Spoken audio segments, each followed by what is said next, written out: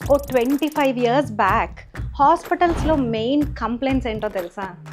Fever, cough, cold, diarrhoea, loose motions, pneumonia, lung infection, urine infections ఇలాంటివి కామన్గా కనపడేవి.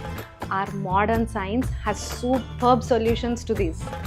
కానీ ఇప్పుడు హాస్పిటల్స్లో మెయిన్ కంప్లైంట్స్ ఏంటో తెలుసా?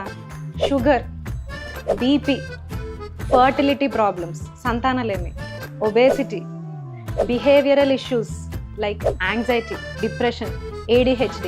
ఇక్కడ కామన్గా ప్రాబ్లం ఎక్కడుందో తెలుసా? మన హార్మోన్స్లో. మన చుట్టూ ఉన్న హార్మోన్స్ని కెలికే సత్తా ఉన్న కెమికల్స్ ఉండగా ఏ మందు మంత్రాలు పనిచేయవు. అయినా లాజిక్ ఎవరికి వద్దులేండి, అందరికీ మ్యాజిక్కే కావాలి.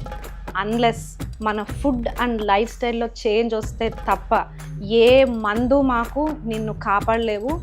Stay tuned to know how.